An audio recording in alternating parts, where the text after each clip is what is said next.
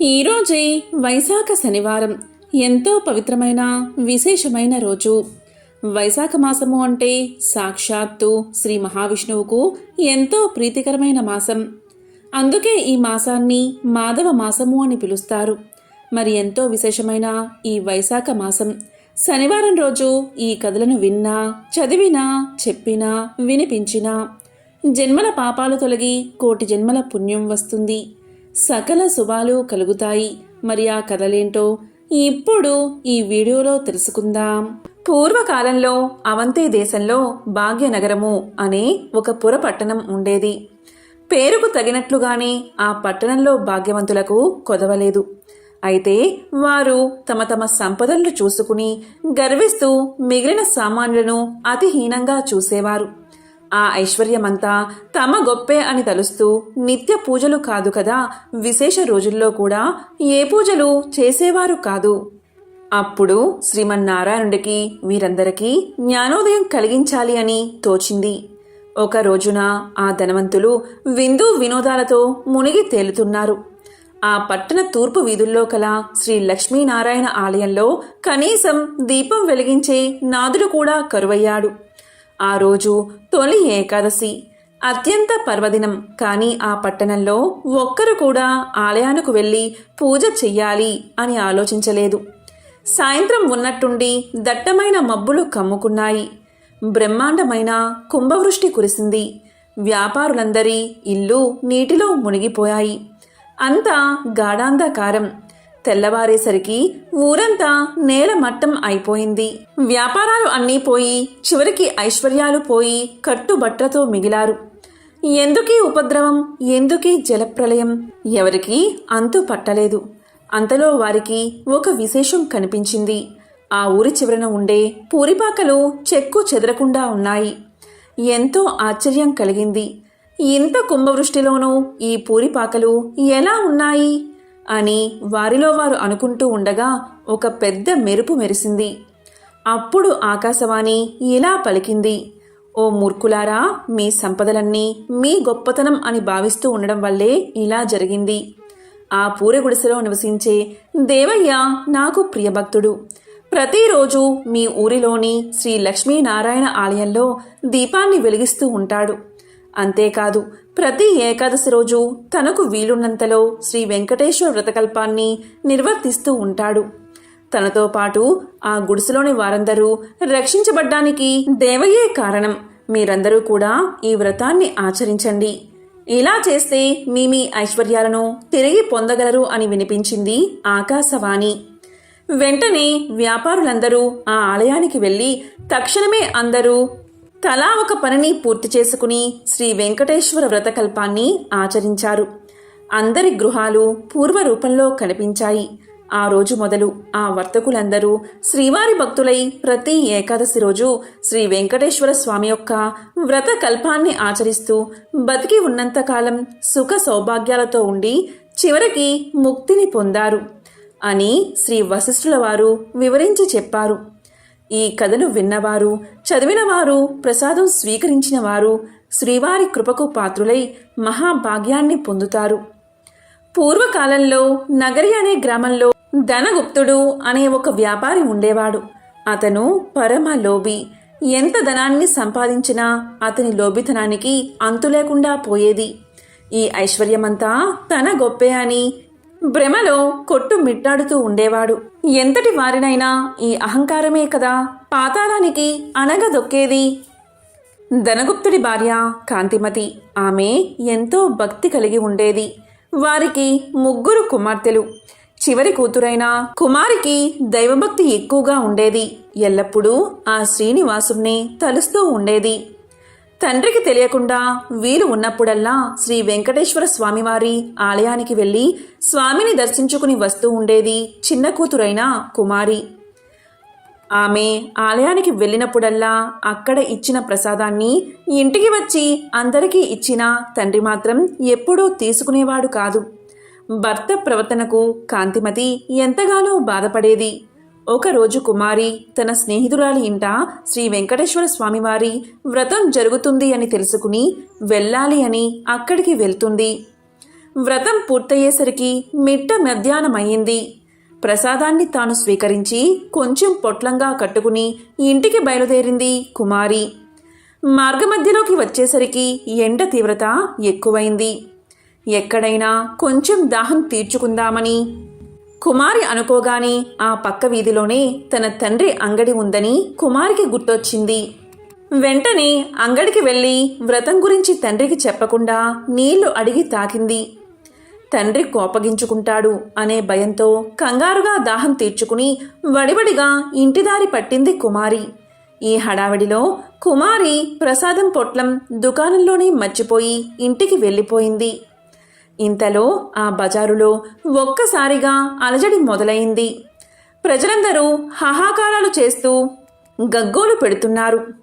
పెద్ద అగ్ని ప్రమాదం సంభవించి ఆ వీధిలోని దుకాణాలన్నీ అగ్నిదేవుడి ప్రతాపానికి ఆహుతి అవ్వడం మొదలుపెట్టాయి.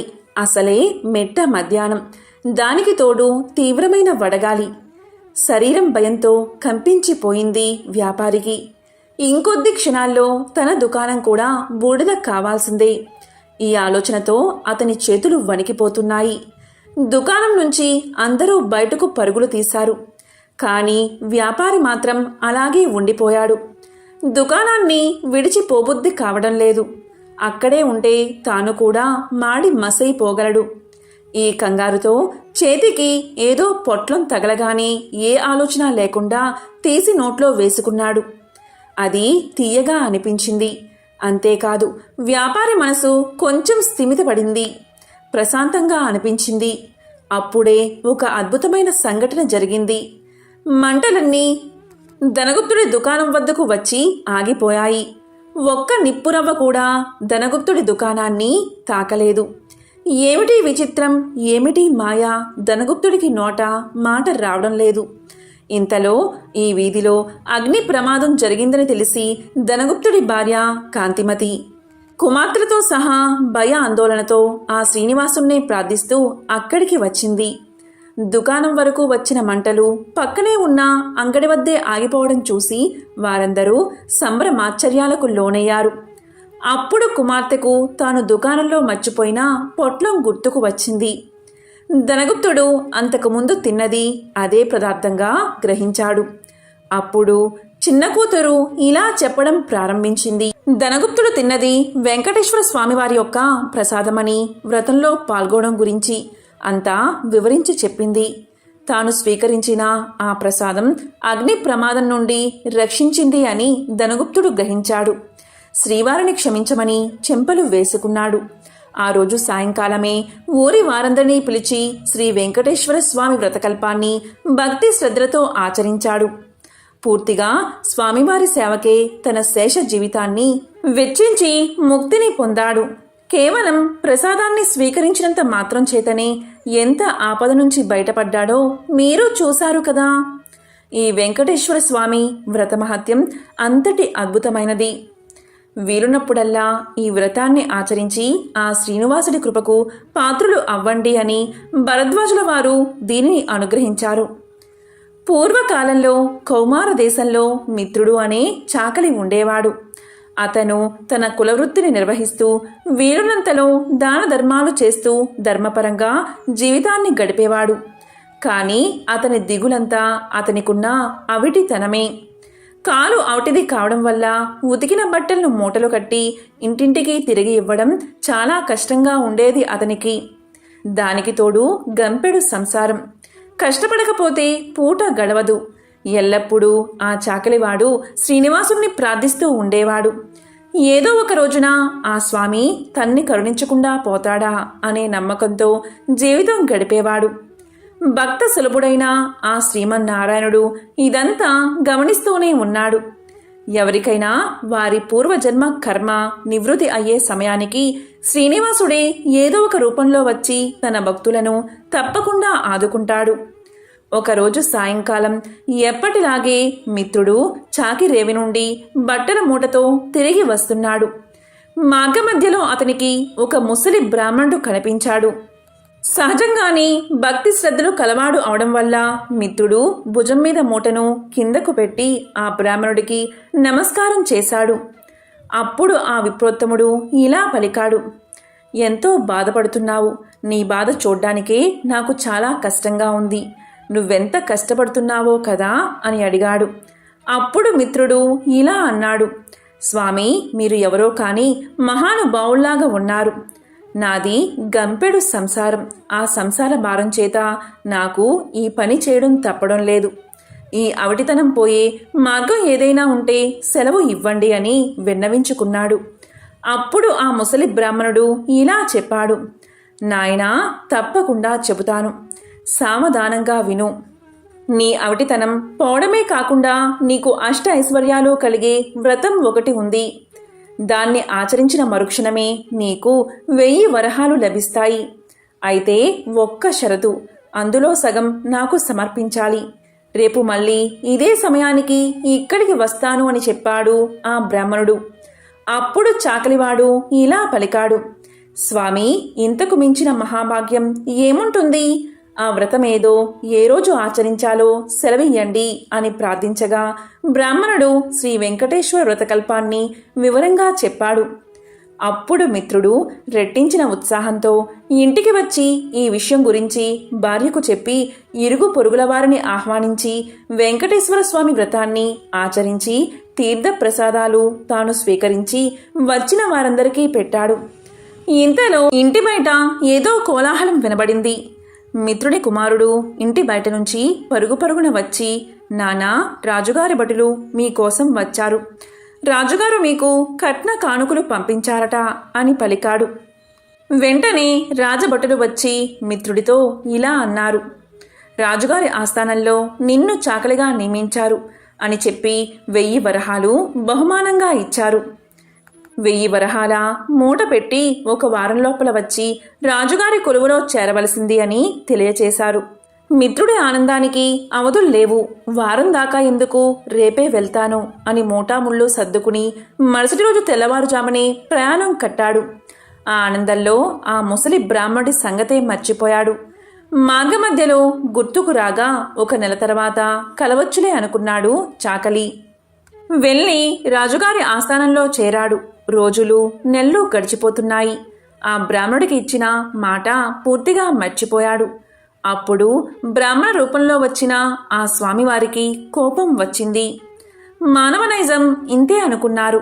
స్వామివారు తన మహత్యాన్ని చూపించాలి అని నిర్ణయించుకున్నారు. మరుసటి రోజే రాజుగారి ఆస్థానంలోని రాణిగారి నగలు మాయమయ్యాయి. మిత్రుడికి కఠిన కారాగార శిక్ష పడింది. రాజభటులు మిత్రుణ్ణి పలు విధాలుగా శిక్షించారు. ఎందుకు ఇలా జరిగింది, ఎందుకీ అమాండం తన మీద పడింది అని తలుస్తున్న మిత్రుడికి ఆ రాత్రి స్వామివారు కలలో కనబడి వృద్ధ బ్రాహ్మణి రూపంలో వచ్చింది తనే అని, తనకు ఇచ్చిన మాట నిలబెట్టుకోకపోవడం వల్లే ఇలా జరిగిందని తెలియచేశారు. అప్పుడు మిత్రుడు ఇలా పలికాడు, స్వామి, నేను ఎంతో పాపాత్ముడిని. ఎంతటి అపరాధం చేశానో దయచేసి నన్ను కరుణించండి. ప్రతి నెల మీ వ్రతాన్ని ఆచరిస్తాను. నా సంపాదనలో సగం భాగం ప్రతి నెల జీవితాంతం తమకే సమర్పిస్తాను అని చెంపలు వేసుకుని స్వామివారిని పరిపరి విధాలుగా వేడుకున్నాడు. భక్తజన బాంధవుడైన స్వామివారు అందుకు సంతోషించి మిత్రుణ్ణి అనుగ్రహించారు. శ్రీవారి అనుగ్రహం చేత రాణిగారి నగలు వేరే ప్రదేశంలో మరుసటి రోజే దొరికాయి. మిత్రుడు దొంగలించలేదు అని రాజుగారు గ్రహించారు. మిత్రుడిని కారాగారం నుంచి వదిలేశారు. అప్పట్నుంచి మిత్రుడు స్వామివారికి ఇచ్చిన మాట ప్రకారం ప్రతి నెల శ్రీ వెంకటేశ్వర స్వామివారి వ్రతాన్ని ఆచరిస్తూ తన సంపాదనలో సగభాగం స్వామివారికే సమర్పిస్తూ కలకాలం సుఖంగా జీవించి చివరన ముక్తిని పొందాడు అని అత్రి మహర్షివారు సెలవిచ్చారు. పూర్వకాలంలో సుగద సామ్రాజ్యంలో విష్ణుచిత్తుడు అనే శ్రీహరి ప్రియభక్తుడు ఉండేవాడు. అతనికి 9 మంది ఆడపిల్లలు. అతను ఎంతో పాండిత్యం తెలిసినవాడు. అయినా కూడా పేదరికంలో బాధపడుతూ ఉండేవాడు. విష్ణుచిత్తుడి భార్య తారామతి ఎల్లప్పుడూ ఆ శ్రీమన్నారాయణుడి పాదపద్మాలయంతే మనసు లగ్నం చేసి ప్రార్థిస్తూ ఉండేది. అప్పుడప్పుడు వివాహాది శుభకార్యాల్లో పాల్గొనేవాడు విష్ణుచిత్తుడు. దక్షిణగా వచ్చే కొద్దిపాటి సొమ్ముతో అష్ట కష్టాలు పడుతూ సంసార సాగరాన్ని సాగిస్తున్నాడు. పిల్లల పెళ్ళిళ్ళు ఎలా జరపాలి అని ఆలోచిస్తూ శ్రీనివాసుని తలుచుకుంటూ కాలం గడిపేది విష్ణు చిత్తుని భార్య. ఒకరోజు ఉదయాన్నే ఒక వృద్ధ బ్రాహ్మణుడు విష్ణు చిత్తుని ఇంటి తలుపు తట్టాడు. అయ్యా, నేను వంగదేశపు వాడిని. ఒక యజ్ఞం నిమిత్తం వెళుతూ దారి మధ్యలో ఈ దేశానికి వచ్చాను. దయచేసి ఈ ఒక్కరోజు మీ ఇంట్లో ఉండనిస్తే తిరిగి రేపు ఉదయాన్నే వెళ్ళిపోతాను అని అర్థించాడు. అప్పుడు విష్ణు చిత్తుల వారు ఇలా పలికారు, స్వామి, అంతకు మించిన అదృష్టం మాకేముంది? తమరు ఎటువంటి సంకోచమూ లేకుండా మా ఇంటిలో ఉండండి అని ఆ వృద్ధ బ్రాహ్మణుణ్ణి లోపలికి తీసుకువచ్చి సపరి చర్యలు చేశాడు. వృద్ధ బ్రాహ్మణుడు విష్ణుచిత్తుడి భార్యను చూసి ఇలా అన్నాడు, ఏమమ్మా అలా ఉన్నావు? ఏమిటి నీ దిగులు? నాకు చెప్పు అన్నాడు. అప్పుడు తారామతి ఇలా పలికింది, స్వామి, మీరు చూస్తే తేజో సంపన్నులాగా ఉన్నారు. నాకు చింత ఏమీ లేదు. కేవలం నా బాధ అంతా నా బిడ్డల వివాహం గురించి మాత్రమే అని విన్నవించింది. అప్పుడు వృద్ధ బ్రాహ్మణుడు ఇలా పలికాడు, నీ కష్టాలన్నీ తొలగి నీ కుమార్తెలకు శుభప్రదంగా వివాహం కలగడానికి ఒక అద్భుతమైన వ్రతాన్ని చెప్తాను. ఆ వ్రతాన్ని ఆచరించడం వల్ల మీ కష్టాలన్నీ తొలగిపోయి భోగ భాగ్యాలతో తులతూగుతారు. శ్రీ వెంకటేశ్వర స్వామివారి వ్రతం ఎంతో సులభతరం అని వ్రత విధానాన్ని మొత్తం ఆ దంపతులకు వివరించి చెప్పాడు. అప్పుడు విష్ణుచిత్తుడు సంతోషించి ఇలా పలికాడు, స్వామి, మహా సంతోషం. ఇంతకు మించిన మహాభాగ్యం మాకు ఏముంటుంది? ఎన్నో రోజులు ఎందుకు, శుభస్థ శీఘ్రం అని అన్నారు కదా మన పెద్దలు. ఈరోజే శనివారం. ఎంతో శుభమైన ఈరోజు తమరు సెలవిచ్చిన శ్రీ వెంకటేశ్వర స్వామివారి వ్రతాన్ని ఆచరిస్తాము అని విష్ణుచిత్తుల దంపతులు తమ కుమార్తె అందరితో కలిసి ఆ రోజు సాయంకాలమే బంధుమిత్రులను ఆహ్వానించి శ్రీ వెంకటేశ్వర స్వామివారి వ్రతాన్ని అత్యంత భక్తి శ్రద్ధలతో ఆచరించారు. వచ్చిన భక్తులందరూ వ్రతం పూర్తయిన తర్వాత తీర్థ ప్రసాదాలు స్వీకరించి తమ తమ గృహాలకు వెళ్ళిపోయారు. అప్పుడు విష్ణుచిత్తుల వారు భార్యాసమేతంగా ఆ వృద్ధ బ్రాహ్మణుడుకు పాద సత్కార్యాలు గావించి తమ దంపతులను ఆశీర్వదించవలసిందిగా కోరుకున్నారు. ప్రసాదాలు తాము కూడా స్వీకరించారు. ఆ బ్రాహ్మణుడు కూడా ఆ వ్రత ఫల నైవేద్యాలను స్వీకరించి మనోభీష్ట ఫల సిద్ధిరస్తు అని పలికాడు. శ్రీ లక్ష్మీ శ్రీనివాస కటాక్ష సిద్ధిరస్తు అని ఆశీర్వదించాడు. ఇంతలో చీకటి పడి నిద్ర సమయమైంది. అప్పుడు విష్ణుచిత్తుడు బ్రాహ్మణుడికి ఒక చిరిగిన దుప్పటిని ఇచ్చి కన్నీళ్లు పర్యంతమై ఏడ్చి ఇలా పలికాడు, స్వామి, కడు పేదవాడైన నేను, నా వద్ద ఇంతకు మించి మంచి దుప్పటి లేదు. ఈ రాత్రికి నన్ను క్షమించి దీనియందే విశ్రమించవలసింది అని వేడుకున్నాడు. అందుకు ఆ బ్రాహ్మణుడితో వృద్ధ బ్రాహ్మణుడు ఇలా పలికాడు, నీవు ఏమీ చింతించవద్దు అని చెప్పి తన బయట వసారాలో పడుకుంటాను అని చెప్పాడు. కొద్దిసేపటికే అందరూ నిద్రలోకి జారుకున్నారు. రాత్రి 4వ జామున ఉరుములు మెరుపులతో పెద్ద వర్షం మొదలయింది. ఎటు చూసినా కటిక చీకటి. గాఢాంధకారంలో కంటికి ఏమీ కనిపించలేదు. ఆ ముసలి బ్రాహ్మణుడు ఎలా ఉన్నాడో అని బెంగగా ఉంది. కానీ ఈ గాఢాంధకారంలో ఏమీ కనిపించకపోగా ఎప్పుడు తెల్లవారుతుందా అని ఆ రాత్రి ఆ దంపతులు ఎలాగో గడిపారు. ఇంతలో తెల్లవారింది.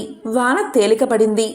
బయట బ్రాహ్మణుడు ఏమయ్యాడు అని బయటకు వచ్చిన ఆ దంపతులకు ఒక అద్భుత దృశ్యం కనిపించింది. అక్కడ చిరిగిన దుప్పటి లేదు. చిరిగిన దుప్పటి స్థానంలో పట్టు పీతాంబరం ఉంది. శ్రీ వెంకటేశ్వర స్వామివారి విగ్రహం చిరునవ్వుతో కనిపించింది. జరిగిందంతా ఆ దంపతులకు అర్థమైంది. వారి ఆనందానికి అవధులు లేవు. వచ్చింది సాక్షాత్తు ఆ శ్రీమన్నారాయణుడే. ఆహా, ఏమి మన భాగ్యము! ఎన్నో జన్మల పుణ్యఫలం. కానీ మనం ఆ స్వామివారిని గ్రహించలేకపోయాం. చివరికి చిరిగిన దుప్పటి ఇచ్చాము అని తలుస్తూ ఆ స్వామివారి విగ్రహాన్ని కళ్ళకు అద్దుకుని ఇంట్లోకి తీసుకువచ్చారు. ఇల్లంతా స్వర్ణమయంగా కనిపించింది. అంతటా ధనరాశులే. ఆహా, శ్రీ వెంకటేశ్వర స్వామివారి వ్రతకల్ప మహత్యం వల్లే ఇదంతా కదా అని ఆ స్వామిని అనేక విధాలుగా స్తుతించారు. చూసారా, సాక్షాత్తు స్వామివారే ఆ భక్తుడి ఇంటికి అతిథి రూపంలో వచ్చి వ్రత విధానాన్ని చెప్పడమే కాకుండా తీర్థ ప్రసాదాలు కూడా తానే స్వయంగా స్వీకరించాడు. స్వామివారు అంతటి కరుణామయుడు. సౌనకాది ముళ్లతో సూత మహర్షి చెప్పిన శ్రీ వెంకటేశ అవతార కథ. కలియుగం మొదలైనది. కలిదోష నివారణ కోసం మహర్షులందరూ నైమిసారణ్యంలో ఒక సత్రయాగం సంకల్పించారు. అయితే ఆ యజ్ఞ ఫలాన్ని ఎవరికి దారపోస్తే ప్రయోజనం కలుగుతుందని చర్చించారు. వారిలో భృగు మహర్షి యజ్ఞ ఫలానికి త్రిమూర్తులైన బ్రహ్మ విష్ణు శంకరులలో ఎవరు తగినవారో నేను పరీక్షించి వస్తా అన్నాడు. ఆయన మహా తపస్సాలి. ముళ్ళంతా ఆమోదించారు. ఆయన ముందుగా వెళ్ళి సత్యలోకం చేరుకున్నాడు. బ్రహ్మ అతడి రాకను గమనించక సరస్వతి వీణానాదంలో మునిగిపోయి ఉన్నాడు. దానితో భృగుకు కోపం వచ్చి, మహా తపస్సాలినైనా నన్ను అతిథిగా మన్నించలేకపోయావు. సృష్టికర్తనని అహంకరిస్తున్న నీకు భూలోకంలో ఎక్కడా పూజా పురస్కారాలు లేకుండా పోవుగా కాని శపించాడు. తరువాత కైలాసానికి వెళ్ళాడు. అక్కడ పరమేశ్వరుడు పార్వతితో ఆనందనాట్యం చేస్తూ భృగురాకను గమనించలేదు. దానితో భృగు మహర్షి కోపంతో, శంకరా, నీవు నాట్య విలాసాలలో మునిగి మహా తపస్సాలిని అతిథిని అయినా నన్ను నిర్లక్ష్యం చేశావు. కనుక భూలోకంలో నీకు లింగ రూపంలోనే కాని నిజ రూపంలో ఆరాధన జరగకుండునుగాక అని శపించాడు. ఆ తరువాత వైకుంఠం చేరుకున్నాడు. మాధవుడు పాన్పు మీద పరుండి తనకు పాదసేవ చేస్తున్న లక్ష్మీదేవితో సరస సల్లాపాలు ఆడుతున్నాడు. అతను మునిరాకను గమనించలేదు. అప్పుడు భృగువు వెళ్ళి ఇలా పలికాడు, అతిథిగా వచ్చిన నన్ను అవమానిస్తావా అంటూ విష్ణుమూర్తి గుండెల మీద తన్నాడు భృగువు. అంతే, ఒక్కసారిగా లోకాలన్నీ కంపించాయి. అయినా శ్రీ మహావిష్ణువు రవ్వంత కూడా ఆగ్రహించక పరమ శాంత స్వభావంతో లేచి మునికి నమస్కారం చేసి, మునీంద్ర, మీ రాక చేత వైకుంఠం పావనమైనది. మీ రాకను గమనించని నా అవినయాన్ని మన్నించండి అంటూ భృగుమహర్షి పాదాలొత్తాడు. భృగుమహర్షికి గర్వభంగం జరిగింది. విష్ణుమూర్తికి నమస్కారం చేసి, ఓ దేవదేవా, మీ వంటి సత్వగుణ సంపన్నులు 14 లోకాలలోనూ లేరు. నా అహంకారాన్ని మన్నించండి. మీరే లోక సంరక్షణకు తగినవారు. కాబట్టి భూలోకంలో కలి ప్రభావాన్ని నశింపచేసి ధర్మ సంరక్షణ చేసి ప్రజల కష్టాలను తీర్చడానికి తప్పకుండా అవతరించండి అని ప్రార్థించి తిరిగి భూలోకానికి వచ్చి మునులతో, త్రిమూర్తుల్లో పరమ శాంతమూర్తి అయిన శ్రీమన్నారాయణుడే యజ్ఞ ఫలానికి అర్హుడు అని తేల్చి చెప్పాడు భృగువు. మునులందరూ సత్రయాగం చేసి ఆ ఫలాన్ని యజ్ఞ పురుషుడైన మహావిష్ణువుకే దారపోశారు. అక్కడ వైకుంఠంలో లక్ష్మీదేవికి కోపం వచ్చింది. శ్రీహరి వక్షస్థలమే తన నివాసం. ఆ నివాసాన్ని ఒక ముని కాలితో తన్నాడు. అందుకు శ్రీహరి కోపగించక ఆయనకు సకల మర్యాదలు చేశాడు. భక్తయే తన్ని గౌరవించలేదు అని అలిగి భూలోకానికి ప్రయాణమైనది లక్ష్మీదేవి. లక్ష్మి లేని ఇల్లు కళావిహీనమైనది. ఆమెను వెతికి తెచ్చుకోవడానికి భూలోకానికి ప్రయాణమయ్యాడు విష్ణువు. ఇంతలో భూదేవి వచ్చి ఇలా పలికింది, దేవా, కలియుగంలో అధర్మం పెరిగింది. పాప భారాన్ని నేను మొయ్యలేకపోతున్నాను. నువ్వు భూలోకంలో అవతరించి నన్ను కాపాడు అని కోరింది. వెంటనే శ్రీ మహావిష్ణువు శ్రీనివాసుడు అనే పేరుతో భూలోకానికి దిగివచ్చి లక్ష్మి కోసం వెతకడం ప్రారంభించాడు. శేషాద్రి కొండలలో ఒక పుట్టను నివాసంగా చేసుకున్నాడు. శేషాద్రి పర్వత ప్రాంతాలను పరిశీలిస్తున్న మహారాజు ఆకాశరాజు. అతనికి సంతానం లేక పుత్రకామేష్టి చేయబోతూ భూమిని దున్నుతూ ఉండగా నాగలికి ఒక బంగారు పెట్టె తగిలింది. తెరిచి చూడగా మహాలక్ష్మి కలతో ఒక బాలిక కనిపించింది. ఆకాశరాజు సంతోషపడి ఆ పిల్లకు పద్మావతి అనే పేరు పెట్టుకుని అల్లారు ముద్దుగా పెంచాడు.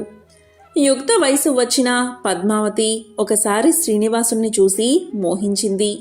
తల్లిదండ్రులకు చెప్పింది.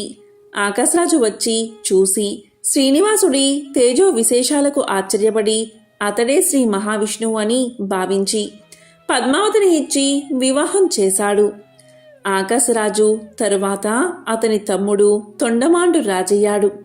శ్రీనివాసుడు వెంకటేశ్వరుడు అనే నామంతో తిరుమల శిఖరాల మీద కలియుగాంతం వరకు నివసించాలని నిశ్చయించుకుని సాలగ్రామ శిలారూపుడై పద్మావతి భూదేవులతో నివసించసాగాడు.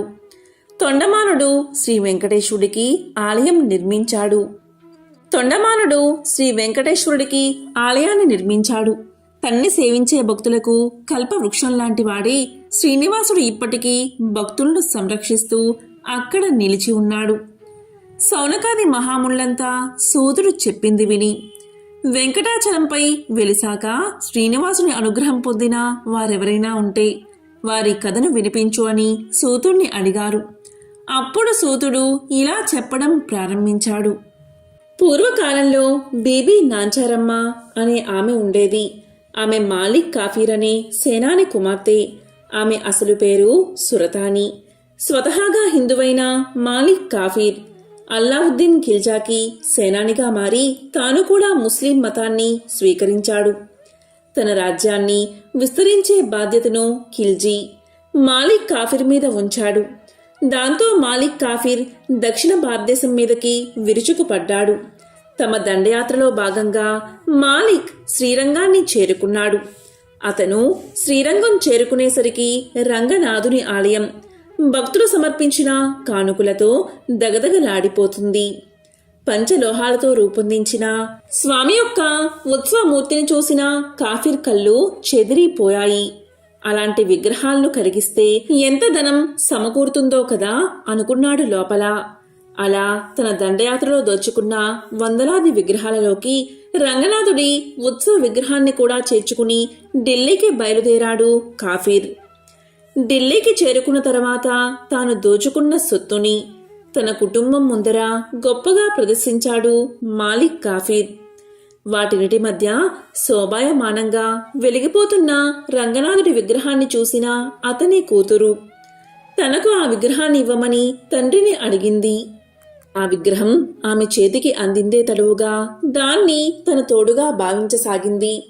విగ్రహానికి అభిషేకం చేయడం, పట్టు వస్త్రాలతో అలంకరించడం, ఊయల ఊపడం అలా తనకు తెలియకుండానే ఒక ఉత్సవమూర్తికి చేసే కైంకర్యాలటిని ఆ విగ్రహానికి అందించసాగింది.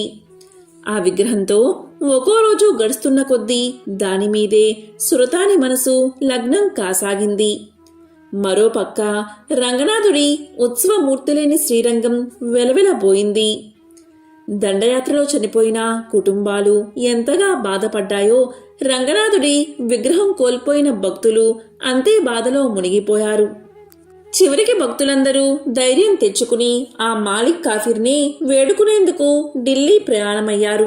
సాక్షాత్తు ఆ రామానుజాచార్యులే వారికి ప్రాతినిధ్యం వహించారని చెబుతారు. రంగనాథుడి ఉత్సవమూర్తిని వెతుక్కుంటూ తన ఆస్థానాన్ని చేరుకున్న అర్చకులను చూసి మాలిక్ కాఫీర్ యొక్క మనసు కరిగిపోయింది. ఆ విగ్రహాన్ని వారు తిరిగి తీసుకువెళ్లేందుకు సంతోషంగా అనుమతిని అందించాడు. అయితే ఆపాటికే రంగనాథుడి మీద మనసు పడిన సురతాని గురించి విన్న అర్చకులు ఆమె ఆదమర్చి నిద్రించే సమయంలో ఆ విగ్రహాన్ని ఊరు దాటించారు. సురతాని ఉదయాన్నే లేచి చూస్తే ఇంకేముంది, తన కలల ప్రతిరూపం కనుమరుగు అయినది. ఎవరు ఎంత ఓదార్చినా సురతాని మనసు శాంతించలేదు. ఆ విష్ణుమూర్తిని తన పతిగా ఎంచుకున్నానని కరాఖండిగా చెప్పేసింది. ఆ విగ్రహాన్ని వెతుక్కుంటూ తాను కూడా శ్రీరంగానికి పయనమైనది. అప్పుడు శ్రీరంగం చేరుకున్న సురతాని ఆ రంగనాథుడిలో ఐక్యమైపోయిందని చెబుతారు. ఇప్పటికీ శ్రీరంగంలో ఆమె నిలువెత్తు రూపాన్ని చూడవచ్చు. ఇదే బీబీ నాంచారమ్మ కథ. స్వామికి సంబంధించిన ఒక విశేషమైన దివ్య చరితాన్ని ఇప్పుడు తెలుసుకుందాం. పూర్వం ఒకసారి సనక సనందనాది మహర్షులందరూ వైకుంఠంలోని శ్రీమన్నారాయణుని దర్శనం చేసుకున్నారు. ఆయన్ని అనేక విధాలుగా స్తుతించిన తరువాత తాము వచ్చిన పనిని తెలియచేశారు. వారు ఈ విధంగా పలికారు: కలియుగంలో ధర్మం ఒంటి పాదంలో నడుస్తుంది. ప్రజలు ఆహార విహారాలకే ప్రాధాన్యత ఇస్తూ ఆచారహీనులుగా జీవిస్తూ కామక్రోధాలకు వసులై కలి ప్రభావంతో అధర్మబద్ధమైన జీవితాన్ని గడుపుతున్నారు. అందువల్ల ప్రజల్ని చక్కదిద్ది ధర్మాన్ని ఉద్ధరించే ఉపాయం సెలవు ఇవ్వమని మహర్షులు శ్రీ మహావిష్ణువును అర్థించారు. అప్పుడు శ్రీ మహావిష్ణువు ఈ విధంగా చెప్పడం ఆరంభించాడు: అధర్మం ప్రబలినప్పుడు స్వయంగా యుగయుగమునందున అవసరాలకు అనుగుణంగా వివిధ అవతారాలు ధరించాను. కానీ కలియుగం పాప భూయిష్టమై అధర్మం ప్రబలనిది. కలియుగంలో మొదటిగా తిరుమల వైకుంఠంలో ప్రత్యక్షంగా, తరువాత లక్ష్మీ క్రీడా స్థానమై మానవుల యొక్క ఘోర సంసార బాధలను సాగరమున నౌకవలే దరిచేచున్నది అయిన దక్షిణ గంగగా పేరుగాంచిన గౌతమి గోదావరి తీరమున ఒక పురమనడి అంటే వాడపల్లి పురమందు అవతరించి భక్తులను ఉద్ధరిస్తాను అని పలికాడు మహావిష్ణువు. ఈ విధంగా ఆయన ఇచ్చిన మాట ప్రకారం కలియుగ ప్రారంభమున తిరుమలలో శ్రీవారు అవతరించడం జరిగింది. తరువాత మహర్షులందరూ గోదావరి పుట్టిన ప్రాంతమైన నాసికా త్రయంబకం వద్ద తపస్సు చేసుకుంటూ ఉన్నారు. అప్పుడు శ్రీ స్వామివారు వారిని అనుగ్రహించి ఎర్ర చందనము అనే కొయ్యలో లక్ష్మీ సహితంగా అవతరించడం జరిగింది. ఇక మహర్షులందరూ శ్రీవారిని అర్చించుకుంటూ ఉండగా శ్రీ స్వామివారి ఆజ్ఞ మేరకు ఒక చందన వృక్ష పేటికలో ఉంచి వాడపల్లి క్షేత్రం చేరుకుని భక్తులను అనుగ్రహిస్తాను అని స్వామి తెలియచేశాడు.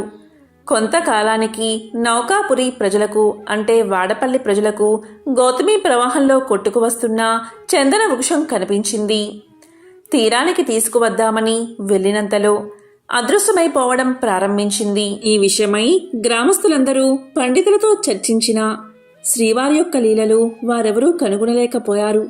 తిరిగి శ్రీవారే భక్తుడైన వృద్ధ బ్రాహ్మణుడుకు కల్లో కనిపించి, కలి కల్మషం వల్ల మీరు నన్ను కనుగొనలేకపోతున్నారు కనుక పురజనులందరూ వేకువనే గౌతమి స్నానంతో పవిత్రులై మంగళ వాయిద్యాలతో నౌకలో నదీ గర్భంలోకి వెళితే కృష్ణగరుడ వాలిన చోట నేనున్న చందనపేటిక దొరుకుతుందని చెబుతారు. దాంతో పురజనులు శ్రీ స్వామివారి ఆదేశాన్ని పాటించి నౌకలో నది గర్భంలోకి వెళ్ళగా చందన పేటిక లభించింది. దాన్ని తీరానికి తీసుకువచ్చి నిపుణుడైన శిల్పితో తెరిపించగా అందులో శంఖచక్ర గదాధారుడే లక్ష్మీ సహితుడైన దివ్య మంగళ విగ్రహం కనిపించింది. అంతలోనే అక్కడికి దేవర్షి నారదుడు విచ్చేశాడు.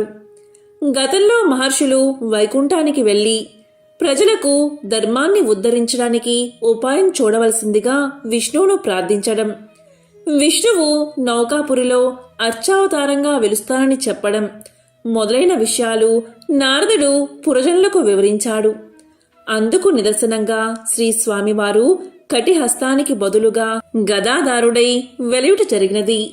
తరువాత సప్త ప్రాకారాలతో దేవాలయాన్ని కట్టింప చేశారు. వేమంటే పాపాలను, కట అంటే పోగొట్టేవాడు కనుక స్వామికి వెంకటేశ్వరుడని నాలుడే స్వయంగా నామకరణం చేసి ప్రతిష్ఠింప చేశాడు. వాడపల్లి శ్రీ వెంకటేశ్వర స్వామి నిలువెత్తు రూపం చూడగానే మనస్సును ఆకట్టుకుని తిరుమలేశుని దర్శించిన అనుభూతి మనకు కలుగుతుంది. భారతదేశంలో అశేష భక్తజనం దర్శించే ఆరాధ్య దేవాలయాల్లో వాడపల్లి ఒకటి. వాడపల్లి తీర్థమనగా వాడవాడలా ఉత్సవమే, ఆ బాల గోపాలానికి ఆనందమే. ప్రతి ఏటా చైత్రశుద్ధ ఏకాదశి నాడు శ్రీ స్వామివారి తీర్థం కళ్యాణోత్సవం వైభవంగా జరుగుతాయి. తిరుపతి మహాక్షేత్రానికి సమీపంలో ఒక పల్లెలో భీముడు అని ఒక కుమ్మరివాడు ఉండేవాడు. అతను పేదవాడు. కుండలను తయారు చేసి వాటిని అమ్ముకుని జీవనం సాగించేవాడు. అతనికి శ్రీనివాసుడిపై భక్తి ఎక్కువ. చిరకాలం దేవుణ్ణి పూజించాలి అని ఉన్నా కుటుంబ పరిస్థితిని బట్టి అతనికి అలాంటి అవకాశం ఉండేది కాదు. అందువల్ల తాను కుండలను తయారు చేసే ప్రదేశంలో శ్రీ వెంకటేశ్వర స్వామివారి ప్రతిమను ఉంచుకున్నాడు. సారెపై కుండలను తయారు చేసేటప్పుడు తన చేతికి అంటిన మట్టిని పుష్పంగా చేసి భక్తితో స్వామివారి ప్రతిమ వద్ద ఉంచుతూ ఉండేవాడు. అది అతని నిత్య కృత్యంగా మారింది. ఆ ప్రాంతాన్ని పరిపాలిస్తున్న రాజు తొండమాండు కూడా శ్రీ వెంకటేశ్వర స్వామివారి యందు భక్తి కలిగి ఉండేవాడు. తొండమానుడు ప్రతిరోజు వెంకటాచలానికి పోయి స్వామివారిని బంగారు పూలతో అర్చించేవాడు. కొంతకాలానికి అతడిలో అహంకారం పెరిగింది. అతను పూజ చేయడానికి ఉద్యుక్తుడు అవుతూ ఉండగా తాను నిన్న పూజించిన బంగారు పూల స్థానంలో మట్టిపూలు స్వామివారి దగ్గర కనిపించాయి. కారణం అతనికి అర్థం కాలేదు. అర్చకులు తానుంచిన బంగారు పూలను అపహరించి మట్టిపూలు ఉంచుతున్నారని అనుమానించాడు. తన భటులను కాపలాగా ఉంచాడు. రాజు ఎన్ని విధాలుగా ప్రయత్నం చేసినా బంగారు పూల స్థానంలో మట్టి పువ్వులే స్వామివారి దగ్గర ఉండేవి. దీంతో మహారాజుకు మానసిక వ్యధ పెరిగింది. చింతాపీడితుడైన అతనికి శ్రీ వెంకటేశ్వర స్వామి కల్లో కనిపించి ఇలా తెలియచేశాడు. రాజా, సమీప గ్రామంలో భీముడు అనే కుమ్మరి ఉన్నాడు. అతడు కుండలు చేస్తూ నా స్మరణాన్ని ధ్యానాన్ని విడవక పనులు చేసుకుంటూ ఉంటాడు. అతని భక్తి ప్రభావమున అతడుంచిన మట్టి పువ్వులు ఇక్కడికి నా సన్నిధానానికి చేరుతున్నాయి. నీ ఉంచిన బంగారు పువ్వులు అతడుంచిన పూలమందు నిలవలేక అదృశ్యమైపోతున్నాయి. భక్తిలో అతడు నీకంటే ఉత్తముడు, విచారించుకు అని ఊరడించాడు. తనను మించిన భక్తుడు మరొకడున్నాడని స్వామివారు చెప్పిన మాటలు పరిశీలించడానికై వెంకటాచలానికి సమీపంలో ఉన్న పల్లెలో భటులతో కలిసి తిరగసాగాడు రాజు. ఒక పల్లెలో సారెపై కుండ నుంచి తిప్పుతూ చేతికి అంటిన మట్టిని పుష్పంగా చేసి సమీపంలో ఉన్న శ్రీ వెంకటేశ్వర స్వామివారి ప్రతిమకు సమర్పిస్తున్న భీముణ్ణి చూసి ఆశ్చర్యపడ్డాడు రాజు. దీంతో రాజు భీముణ్ణి సమీపించి, ఓయి, నీవు స్వామిని మట్టి పూలతో ఎందుకు పూజిస్తున్నావు? నీకు పూజకు పుష్పాలు దొరకడం లేదా అని అడిగాడు. అప్పుడు భీముడు రాజుకు నమస్కారం చేసి, మహారాజా, మీ వంటివారు రావడం వల్ల నా ఇల్లు పావనమైనది. నేను చదువురాని మూర్ఖుడిని. స్వామివారిని ఎలా పూజించాలో నాకు తెలియదు. నేను దరిద్రుణ్ణి. కుండలను చేయనిదే నా కుటుంబం గడవదు. కాబట్టి నేను ఉదయం నుంచి సాయంకాలం వరకు కుండలను చెయ్యక తప్పదు. అందువల్ల చేతికి అంటిన మట్టిని పుష్పంగా చేసి ఇలా స్వామివారికి సమర్పించుకుంటున్నాను అని వివరించాడు. దీంతో కుమ్మరివాడి మాటలు విన్న రాజు మిక్కిలి ఆశ్చర్యపడ్డాడు. కుమ్మరివాడి భక్తికి మెచ్చి అతనికి నమస్కారం చేసి తన రాజ్యానికి వెళ్ళిపోయాడు. ఆ తరువాత కొంతకాలానికి భీముడు సశరీరంగా వైకుంఠానికి చేరుకున్నాడు. శ్రీ వెంకటేశ్వర స్వామి భీముడి భక్తికి మెచ్చి, ఇక నుండి నా ఉదయం ప్రసాదం మట్టి పాత్రలోనే నివేదించాలని తొండమాను మహారాజుకు కల్లో కనిపించి చెప్పాడు. ఈనాటికి స్వామివారి సన్నిధిలో ఈ ఆచారాన్ని పాటిస్తూ ఓడు అనే ప్రసాదాన్ని మట్టి కుండలతోని నివేదన చేసి ఆరాధిస్తూ ఉన్నారు.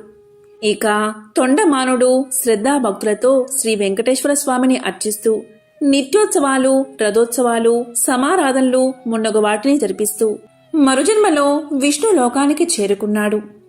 ఎంతో పవిత్రమైన విశేషమైన ఈరోజు ఈ కథలను విన్నా, చదివినా, చెప్పినా, వినిపించినా జన్మల పాపాలు తొలగి కోటి జన్మల పుణ్యం వస్తుంది.